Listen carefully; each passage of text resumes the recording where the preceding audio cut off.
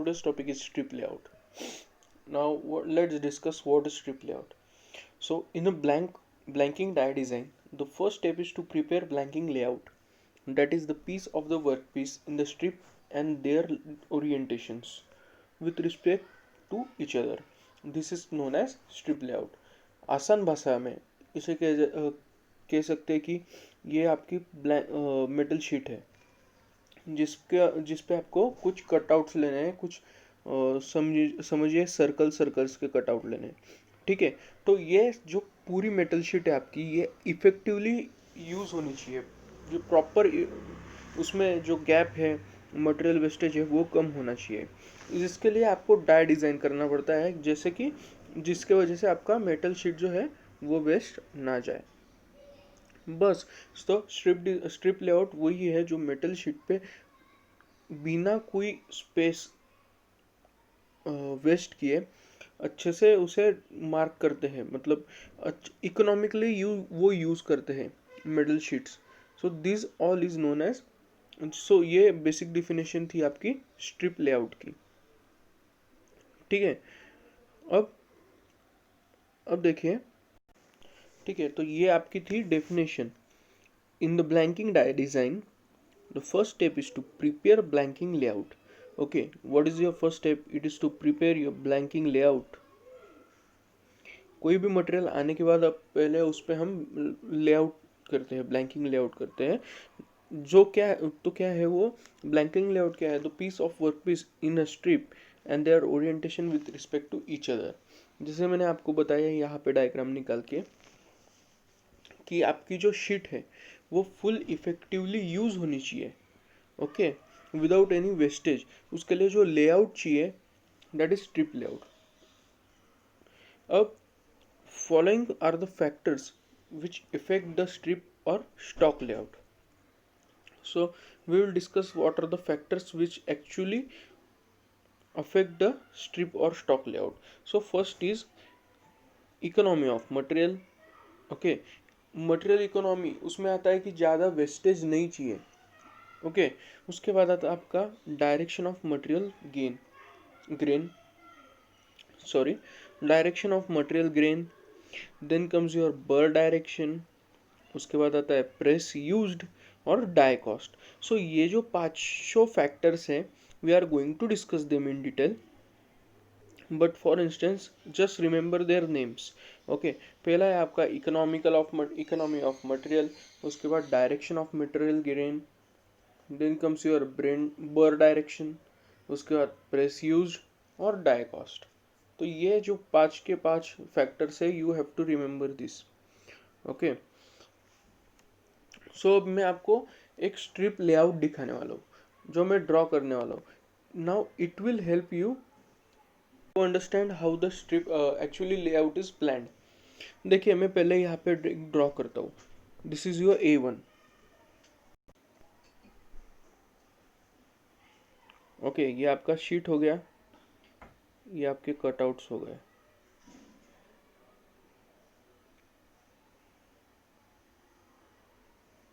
ये A part हो गया। उसके बाद सेम हमने यहाँ पे ड्रॉ किया।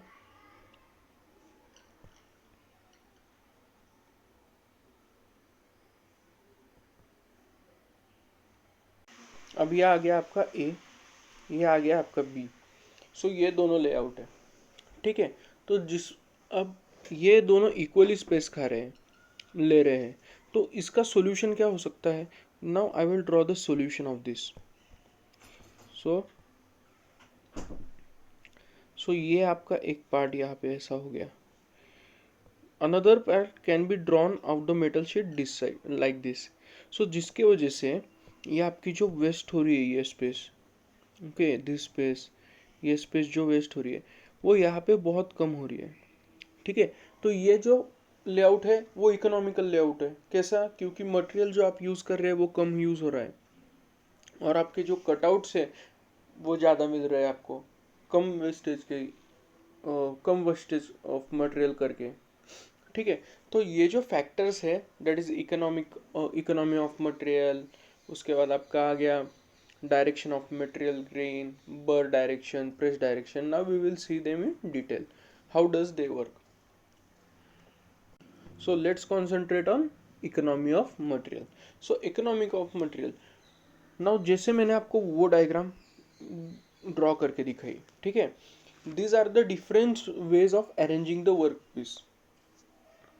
Okay, so we have arranged here this type of work on this sheet. We have arranged this type. Here we have arranged this type, and for economical factor, we have arranged this way.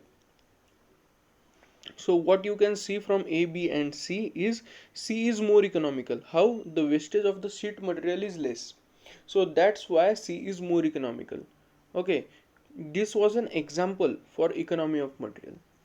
Now as per arrangement in A diagram, it can be worked in single row, single piece with a single punch. Okay, by feeding the material as per diagram B, there is increase in material utilization up to some extent. Okay, here the material utilization is less, whereas here the material utilization is more. Whereas now we can see the C figure, we will discuss now C, shows a single row double pass strip, where strip will have to be passed through the dies once, turned over and passed through dies second time. Hence there is maximum utilization of material and reduction in scrap. So यहाँ पे जो है C में maximum utilisation है material का, और scrap जो है आपका वो बहुत ही कम निकलता है. नाउ अगेन अगर बात करें तो इसमें भी आप ये जो गैप है वो कम कर सकते हो. ठीक है, I mark it with yellow for your understanding. ये जो गैप है वो आप कम कर सकते हो. But what again will happen, it will be more complex. अगर यहाँ थोड़ा कट करते वक्त या डाई के वजह से कुछ हुआ, मटेरियल का प्रॉब्लम हुआ, यहाँ पे क्रैक गिरा वगैरह, so that will harm the second piece. So it is calculated and this then this the gap is kept. ठीक है. Another important consideration is the strip layout is the distance between the nearest point of blanks. Okay, it is the distance between nearest blanks points of blanks. Between the blanks and edge of the strip, generally the distance is 1.5 times the material thickness. Now this thing can be asked to you in vivas also, in questions also. So what is generally this gap? I'll mark it with blue if you want. ये gap क्या है, आप कितना है आपका, it is 1.5 times the thickness of the sheet. Okay, it is 1.5 times the thickness of the sheet. So जैसे मैंने आपको बताया, ये जो आपका पोर्शन है it is 1.5 times X thickness of the sheet. वैसे ही ये लेंथ जो है अपनी, उसे कहा जाता है front scrap. Okay, it is also known as front scrap. तो फ्रंट स्क्रैप कितना रहता है आपका, तो आपका फ्रंट स्क्रैप रहता है T, that is thickness, plus 0.015 into H. ठीक है, तो ये जनरली आपका रहता है front scrap. Now the distance between the successive blanks, that is scrap बीच, मतलब ही आपका ये बी हुआ. ओके, ये कितना रहता है, तो अगर मटेरियल थिकनेस 0.8 mm है तो वो बी जो है वो आपका 0.8 mm रहेगा. 0.8 to 3.2 mm है तो उसका आपका थिकनेस अगेन वो रहेगा. ओवर 3.2 है तो उसका 3.2 रहेगा. ठीक है. So there is also a calculation for all these gaps. This is your A, this is your B. Okay, this gap I am talking about. Now we are talking about this figure only, not this. उसके बाद the feed or advance of the length of one piece of stock required to produce one blank is. Now feed की बात करेंगे, that is again the gap between this and this. तो feed की बात करेंगे हम, दिस एंड दिस। तो feed का फॉर्मूला क्या है? फीड का फॉर्मूला है हमारा F is equal to W plus B. Feed है हमारा F, okay, F is equal to W plus B. B मैंने आपको बताया ये है, W क्या है? W है आपका ये, so this portion is your W and this B, so this total is your F, that is feed. Now the number of blanks which can be produced from one length of stock can be found as. Now this is the formula for how many number of blanks can be produced in a single sheet of stock. So what is that formula? It is your N is equals to L minus B upon F. N क्या है आपका? Number of blanks. ए क्या है आप, okay, so L minus B upon F। अब हम कुछ nomenclature देखेंगे, मतलब वेरिएबल्स देखेंगे, what are we replacing to. Now A is your back space, जैसे मैंने यहाँ पे आपको फॉर्मूला बताया। ए आपका बैक, ये है बैक स्पेस है। बी जो है आपका स्क्रैप ब्रिज है, ठीक है। ए और बी आपको पता चल गया। W and H is height and width of the component जो आप कट कर रहे हैं, वो स्टॉक में से जो कट कर रहे हैं, तो W and H is height and width of the component. उसके बाद F जो है दैट इज फीड और एडवांस। फीड का हमने अभी फॉर्मूला देखा, that is W plus B. T जो है आपका thickness of material. H again capital H is height of the strap. L, capital L is the length of the strap, so this is length of the strap. This B is strap bridge, okay. F is feed. N is the number of blanks to be produced, and Y is equals to scrap remaining at the end of one length. तो आपका formula क्या बन गया? Number of strips, number of blanks which can be produced from one length of stock is equal to length of the sheet minus scrap bridge divided by your feed और advance, ठीक है। तो economic use मतलब आपका बिना waste जाए sheet use कैसा करना है, तो आपको कुछ कैलकुलेशंस करके उसे अच्छे से लेआउट करके then you have to work it out, ठीक है। जैसे अगर मुझे रोम्बस कट करना है, या ले लीजिए सिंपल एग्जांपल ले लीजिए, मुझे ट्रायंगल कट करना है, तो ट्रायंगल कट करते वक्त मैं ऐसे ऐसे ऐसे ऐसे इतना डिस्टेंस पे नहीं रखूँगा, ठीक है। मैं ट्रायंगल कट करते वक्त कैसे रखूँगा? ये एक मेरा ट्रायंगल हो गया, ये दूसरा मैं ट्रायंगल ड्रॉ करूँगा।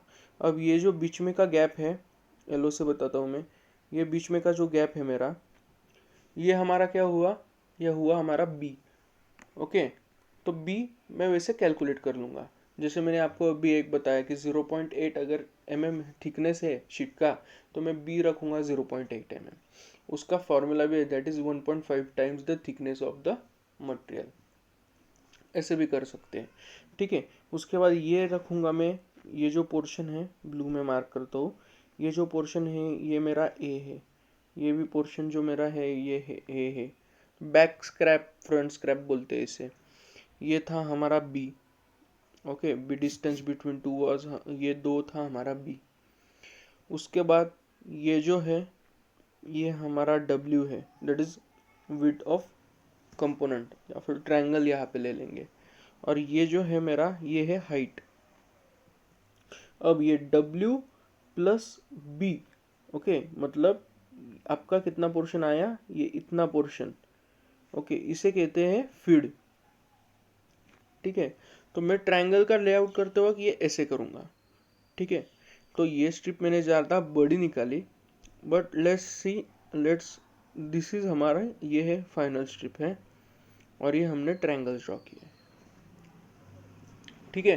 तो इकोनॉमी ऑफ मटेरियल, ये फैक्टर आपको समझ में आ गया? सो this was economy of factor, जो बहुत ही इंपॉर्टेंट है स्ट्रिप लेआउट में, इसलिए हमने इतना टाइम दिया है इकोनॉमी ऑफ मटेरियल को।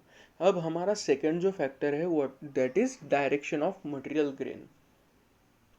सो before moving to the direction of material grain, देखिए मैंने यहाँ पे आपके लिए लिख दिया ए क्या है, बी क्या है, W F I H L N Y. So this is clear. आपको ये variables what does they represent आपको पता चल गया, आपको डायग्राम निकाल के दिखाई जिसमें आपको पता चल गया कि कौन से पार्ट को क्या बोलते हैं। सो अब नेक्स्ट हम बढ़ते हैं डायरेक्शन ऑफ मटेरियल की तरफ। So what is direction of material, तो ये आपको शॉर्ट में दिया गया है क्योंकि बहुत ही बड़ा टॉपिक ये भी है, but for your academics this is enough.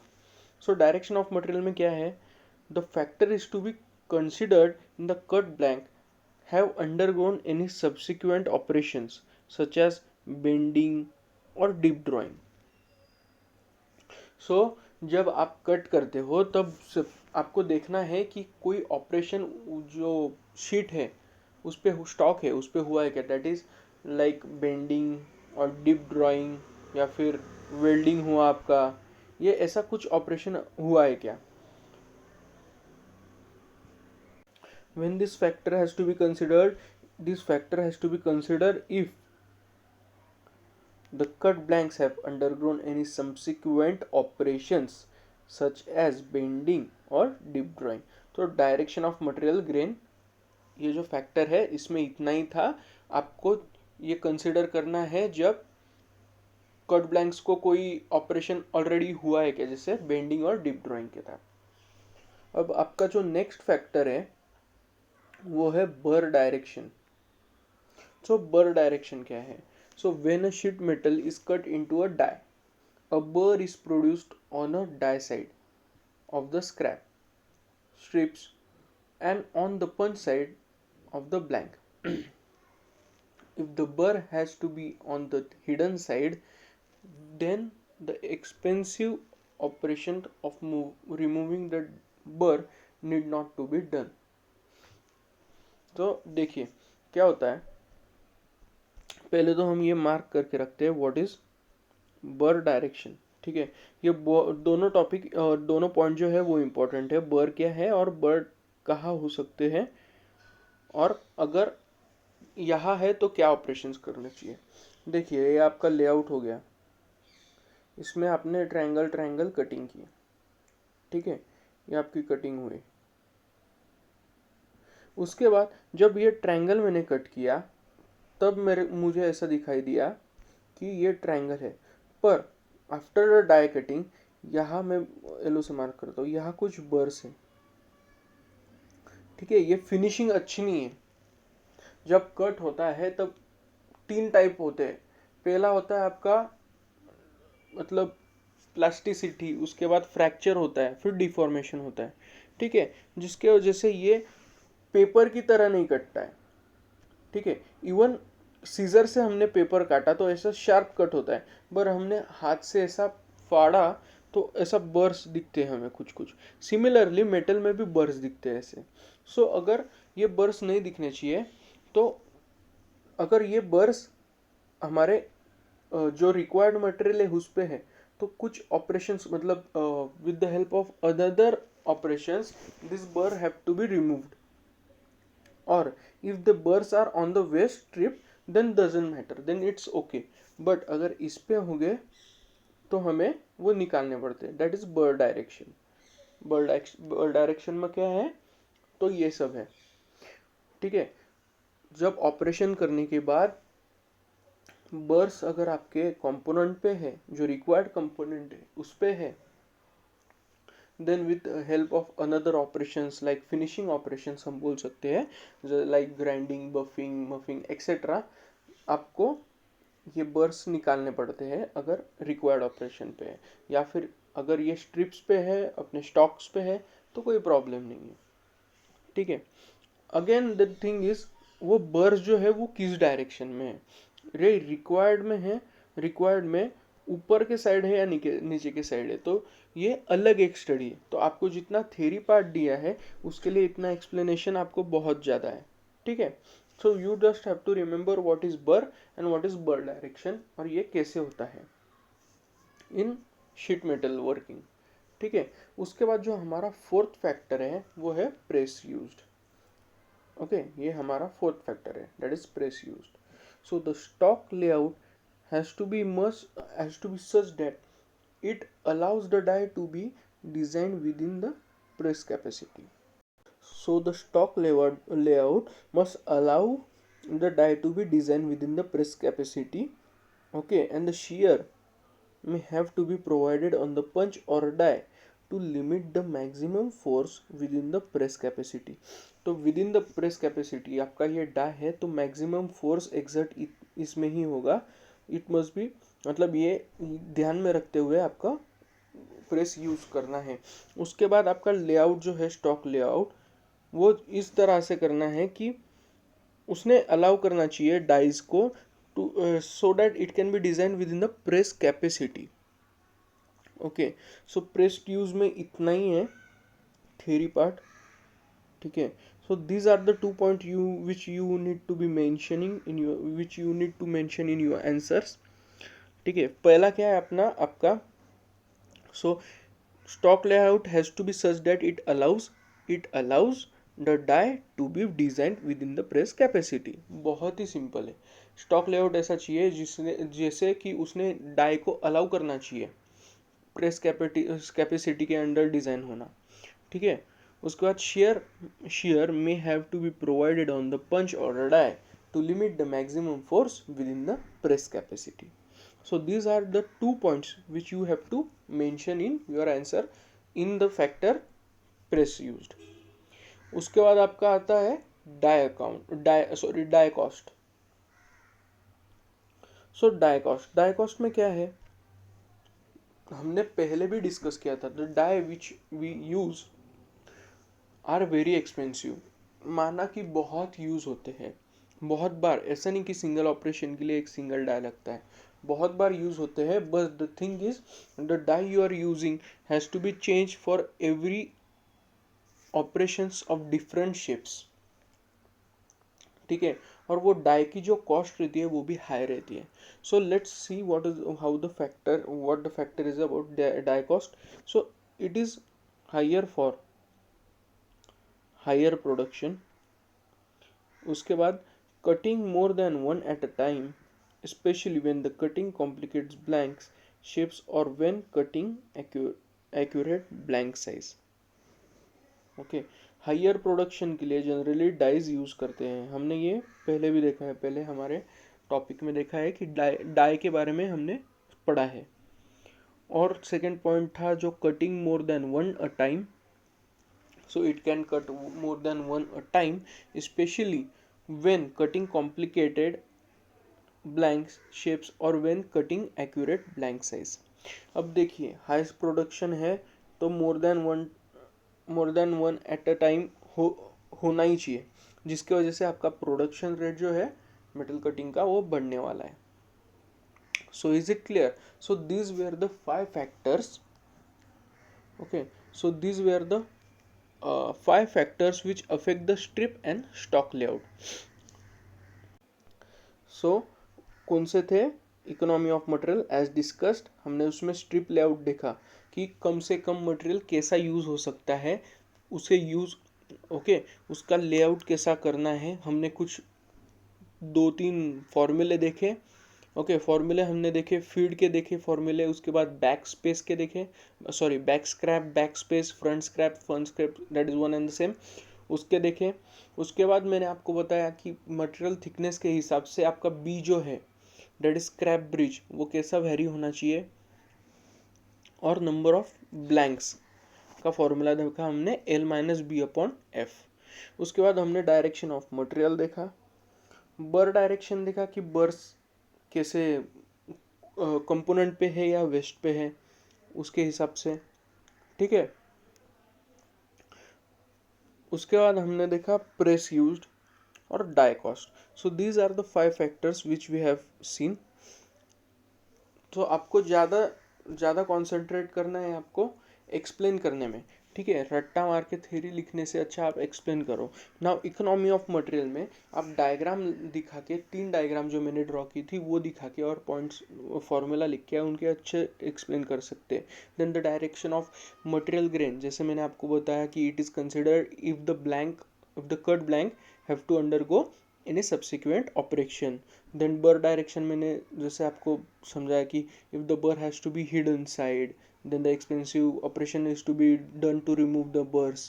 Okay, then pressed use में जैसे मैंने आपको बताया, डाई कॉस्ट में जैसे बताया कि डाई हायर प्रोडक्शन के लिए यूज़ होता है, वो एक से ज़्यादा एक टाइम पे कट कर सकता है। So this was all about strip layouts and the factors which are affecting the strip और स्ट्रॉक लेआउट।